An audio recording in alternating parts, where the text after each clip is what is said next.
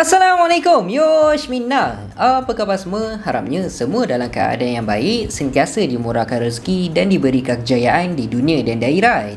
Okey, hari ini kita nak borak pasal apakah yang berlaku dalam manga One Piece chapter 1053. Yang mana untuk dalam chapter kali ini memang cukup-cukup hype tau. Memang banyak gila benda yang telah berlaku sampaikan ramai terkejut situasi selepas tamatnya Perang Wano. Kita dapat tengok untuk dalam chapter kali ini akhirnya telah pun direvealkan bounty terbaru untuk Luffy, Kid dan juga Law selepas mereka bertiga telah berjaya untuk menewaskan dua orang Yonko iaitu Kaido dan juga Big Mom. Selain dari itu, akhirnya kita dapat tengok juga susuk tubuh sebenar untuk karakter Admiral terbaru iaitu Ryokugyu yang telah sampai ke Wano. Dan apa yang membuatkan chapter kali ini memang lain macam gila, memang tak disangka, bukannya pasal bounty terbaru untuk Luffy, Kid dan juga Law tau, tapi apa yang paling mengejutkan adalah berita pasal dua orang Yonko baru yang telah menggantikan tempat Kaido dan juga Big Mom. Tapi sebelum kita start, aku nak bagi tahu chapter kali ini merupakan chapter yang terakhir sebelum manga One Piece akan berehat selama 1 bulan.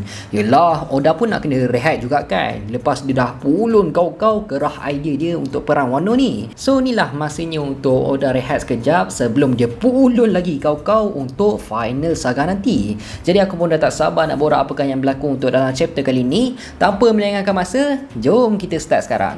Chapter 1053 yang bertajuk The New Emperor.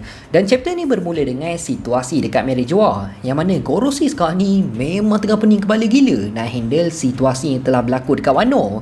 Diorang memang tengah huru-hara gila, memang tengah serabut selepas secara mengejut gambar Luffy yang dalam form Gear 5 telah pun disebarkan dalam surat khabar dan juga bounty poster milik beliau.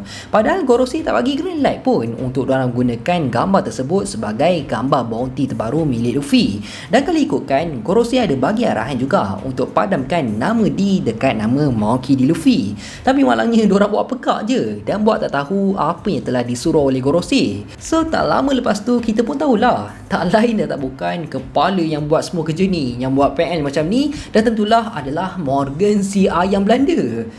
Memang tak ada orang lain dah lah yang suka sebarkan semua berita-berita ataupun gosip-gosip yang tengah hangat di pasaran ni. Morgan telah pun mula menyebarkan berita yang cukup tergempar ni di seluruh dunia. So apa yang Goroshi nak cuba buat untuk menghalang berita kemenangan Luffy, Law dan juga Kid selepas berjaya menewaskan Big Mom dan Kaido, semuanya telah pun terlambat. Dan berita pasal kemenangan mereka bertiga tu memang cepat gila tersebar dekat seluruh dunia. Jadi dekat sini telah pun direvealkan akhirnya berapakah bounty terbaru untuk Luffy, Law dan juga Kid selepas berjaya menumbangkan dua orang Yonko. Yang mana bounty terbaru untuk mereka bertiga adalah sebanyak 3 bilion berry. Mereka bertiga mempunyai bounty yang sama. Diorang seimbang lah boleh dikatakan buat masa sekarang. Dan kalau ikutkan, aku sendiri pun macam tak percaya juga tau, disebabkan prediction anggaran yang aku dah buat sebelum ni untuk bounty diorang bertiga rupanya tepat, rupanya betul. Padahal ramai je yang tak bersetuju dengan prediction yang aku buat untuk bounty terbaru milik Luffy. Sebab ramai yang komen cakap, bang, bounty Luffy dah reveal lah dekat Whole Cake Island sebanyak 5 bilion berry. Tapi last prediction aku yang tepat, anggaran 2 ke 3.5 bilion berry. Tapi semua tu tak apa, kita just fokus je dulu apakah yang sedang berlaku untuk dalam chapter kali ni. Jadi sekarang ni kita beralih pula situasi dekat Udon, yang mana Kid, Law dengan yang lain telah pun tahu bounty terbaru milik mereka selepas Apo telah pun membawa surat khabar yang baru kepada mereka semua. So selepas ni diorang dah dapat tahu bounty terbaru milik Law, Kid dan juga Luffy, diorang semua pun terkejut lah. Diorang tak sangka yang bounty mereka bertiga akan mencana naik setinggi macam tu. Dan dalam masa yang sama, kru-kru untuk Law dan juga Kid, diorang semua pun happy lah disebabkan bounty captain diorang telah pun meningkat dengan cukup tinggi. Dan tak lama lepas tu pun secara tiba-tiba Kid telah pun melarikan diri pergi ke satu tempat sambil membawa surat khabar tersebut. Lalu Law pun ada cakap lah, situasi sekarang ni dah semakin bertambah rumit. Jadi sekarang ni kita beralih pula situasi dekat Flower Capital, yang mana situasi dekat Flower Capital akhirnya festival besar-besaran telah pun dimulakan.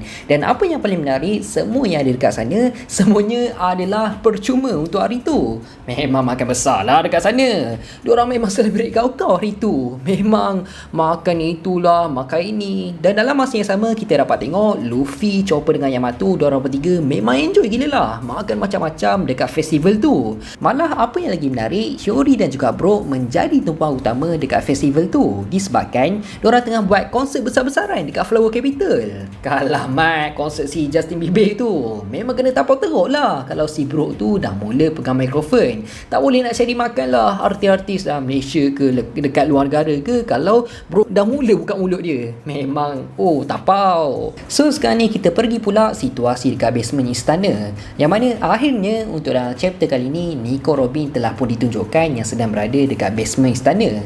Jadi tak lama lepas tu pun tiba-tiba Tengoyama telah pun muncul kat sana dan ditegurlah Robin. Lalu Tengoyama pun cakap lah, kau tengah tengok collection aku ke? Tu semua patung Kokeshi yang aku kumpul selama ni. Comel kan? Dan Robin pun jawab lah, tak pun sebenarnya. Tapi kenapa kau simpan kau punya collection dekat bawah ni? Lalu Tengoyama pun balas, sebenarnya ni merupakan salah satu bilik rahsia untuk hobi aku. Tapi malangnya aku telah pun dikurung dekat bawah ni selama beberapa tahun. Dan bila Robin dengar pasal hal ni, dia pun tertanyalah, siapa Tengoyama ni sebenarnya? Dan secara mengejut, wajah di sebalik topeng yang telah dipakai oleh Tengoyama tu sebenarnya adalah ayah kepada Kozuki Oden dan juga atuk kepada Momonosuke dan juga Hiyori, iaitu Kozuki Sukiyaki yang merupakan former untuk Shogun Negara Wano. So dekat sini dah pun memang confirm lah, telah pun direvealkan sebenarnya berita pasal kematian Sukiyaki sebelum ni disebabkan sakit adalah palsu. Tapi yang sebenarnya Sukiyaki telah pun dikurung dekat bawah tanah selama beberapa tahun. Malah tak ada seorang pun yang tahu identiti sebenar untuk Tengoyama adalah merupakan Kozuki Sukiyaki, termasuklah Momonosuke sekalipun. Tambahan, Sukiyaki sendiri tak ada pun plan nak revealkan identiti sebenar beliau terhadap Momonosuke. Sebabnya Sukiyaki tak sanggup nak tunjukkan muka dia disebabkan dia rasa dialah orang yang bertanggungjawab membiarkan Orochi menguasai negara Wano. Tapi nasib baik jugalah Sukiyaki berjaya untuk melarikan diri dari tempat tu. Dan kalau ikutkan, Sukiyaki nak bunuh diri selepas kematian Oden. Tapi tak sempat Sukiyaki nak habiskan ayat, tiba-tiba Robin ada cakap dekat Sukiyaki yang salah satu ancient weapon iaitu Pluton ada dekat negara Wano. Itulah apa yang telah tertulis dekat poneglyph yang ada dekat Alabasta. Lalu Sukiyaki pun jawab, ya memang ada dekat sini. So dah settle pasal situasi Nico Robin dan juga Kozuki Sukiyaki. Sekarang ni kita pergi pula situasi dekat former penjara udon, yang mana rupanya kesemua sekutu-sekutu Kaido sedang berada dekat sana. Diorang tengah rehat-rehat, tengah lepak dekat sana nak pulihkan diri selepas tamatnya perang. Tapi secara mengejut kelihatan mereka semua telah pun diserang oleh seseorang, termasuklah King dan juga Queen yang kelihatan sedang dalam keadaan yang lemah. Dan rupanya orang yang telah menyerang mereka semua tu merupakan Admiral Ryokugyu yang telah pun sampai dekat negara Wano. Admiral Ryokugyu telah pun seakan menyerap nutrisi atau protein yang ada dalam badan mereka ataupun menyerap air macam itulah. Dan dekat sini dah memang confirm kekuatan Devil Fruit milik beliau memang merupakan jenis tumbuhan, selepas kelihatan dekat jari-jari Ryokugyu telah pun menjadi seakan akar untuk menyerap kesemua nutrisi dalam badan mereka. Sampaikan kita dapat tengok badan si Queen yang besar gedabak memang gemuk tu kan, terus jadi kurus selepas nutrisi, protein, air apa semua tu dalam badan beliau telah pun diserap oleh Ryokugyu. Malah nama sebenar untuk Admiral Ryokugyu adalah Aramaki. Dan lepas dari itu Ryokugyu terus menuju ke arah Flower Capital untuk bertindak menyerang Luffy. Jadi sekarang ni kita berbalik semula situasi dekat Flower Capital, yang mana diorang semua sekarang ni memang tengah enjoy gila lah dekat festival tersebut. Diorang tengah menari lah, tengah makan, minum air, minum minuman keras, macam-macam lah. Diorang tengah menyanyi, karaoke semua tu. Diorang semua memang celebrate habis-habisan bersama dengan kesemua penduduk Wano. Dan dalam masa yang sama kita dapat tengok Momonosuke teringat balik. Selepas di Luffy telah berjaya menewaskan Kaido, Luffy ada cakap, jangan hebohkan pasal aku dekat orang-orang Wano disebabkan aku tak nak dianggap sebagai seorang wira. Lalu tak lama lepas tu pun secara tiba-tiba Captain Kidd terus dia menuju ke arah Luffy. Sambil tu dia terus dia cuba untuk menyerang Luffy sambil dia membawa surat khabar. Tapi Luffy relax je, dia tengah happy-happy dekat sana, tengah menari kan, semua tu tengah joget-joget, dia tengah enjoy gila lah. Dia terus dia tarik dan peluk bahu Kidd. Lepas tu Luffy pun terus dia suruh Kidd untuk enjoy-enjoy dekat sana juga. So bila bunga api pun telah dilancarkan dekat festival, diorang pun tengah happy-happy lagi, tiba-tiba Kidd pun cakap lah dekat Luffy, kau ingat aku datang sini untuk semua ni ke? Kau tengok ni, ni. Sambil tu kita telah pun menunjukkan surat khabar dekat Luffy. Lalu bila Luffy tengok je surat khabar yang telah ditunjukkan oleh Kid, Luffy pun, ui apa lagi kan? Dia terus dia terkejut beruk gila lah melihat berita terbaru surat khabar tersebut. Sampai kan mata Luffy terkeluar tau. Dia memang tak sangka gila apa yang sedang berlaku. Yang mana dekat sinilah momen yang paling mengejutkan telah dibuat oleh Oda untuk dalam chapter kali ni. Selepas akhirnya telah pun direvealkan dua susuk yang akan menggantikan Big Mom dan Kaido sebagai Yonko terbaru, iaitu karakter pertama adalah dan tentulah Monkey D. Luffy, dan karakter kedua ni memang akan membuatkan korang terkejut gila. Aku pun terkejut gila bila tahu yang karakter ni akan menjadi Yonko terbaru, iaitu karakter kedua adalah Captain Buggy yang merupakan future Pirate King yang sebenar. Dan chapter 1053 pun habis macam tu je. Alright, untuk dalam chapter kali ni aku percaya sangat untuk dalam chapter kali ni mesti ada segelintir yang tak berapa nak puas hati sangat pasal bounty terbaru milik Luffy yang sama dengan Law dan juga Kid. Satu lagi, mestilah ni dah memang confirm ramai gila yang terkejut sangat-sangat apabila Buggy di Clown telah pun diangkat sebagai Yonko terbaru. Padahal selama ni kita tengok karakter Buggy ni konyol je. Dia punya konyol tu kan, lebih kurang macam saing-saing dengan karakter Usopp je. Tapi last-last secara mengejut karakter Buggy telah pun diangkat sebagai salah seorang penguasa ataupun maharaja lautan yang baru.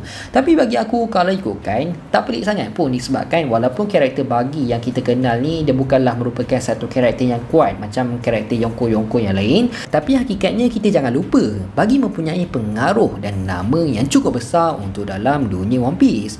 Tapi tak apa semua tu, insyaAllah untuk dalam next video aku akan buat pasal macam mana, apa penyebab karakter Buggy boleh menjadi Yonko terbaru. Aku akan ceritakan lebih terperinci lah pasal karakter Buggy untuk dalam next video. So korang kena stay tune, okay? Apa-apa kita tunggu je lah selama 1 bulan apa pula yang akan berlaku untuk dalam chapter 1053. Jadi aku rasa sampai sini je lah kot video kita untuk kali ni. Aku harap korang semua enjoy dan penyampaian aku jelas. Dan sebelum tu aku nak bagi tahu, insyaAllah untuk next week aku akan keluarkan desain-desain yang baru, iaitu desain Akatsuki dan juga desain Naruto Sage Mode. So korang kena stay tune. Baju-baju untuk kali ni desain dia memang cantik gila dan memang cukup terbaik. Dan kepada sesiapa yang pernah WhatsApp nombor Faiz di Studio ke apa, aku harap buat masa sekarang ni korang hold dulu untuk WhatsApp nombor Faiz di Studio, disebabkan nombor Faiz di Studio sekarang ni ada problem sikit. Dan insyaAllah dalam masa yang terdekat aku akan updatekan dekat IG story Faiz di Studio nombor terbaru untuk korang order baju-baju dari Faiz di Studio.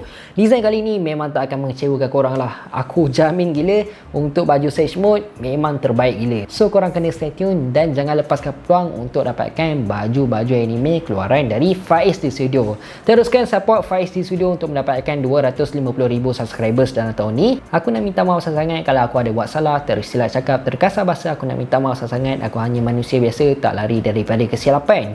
InsyaAllah kita jumpa dalam next video. Assalamualaikum. Bye bye.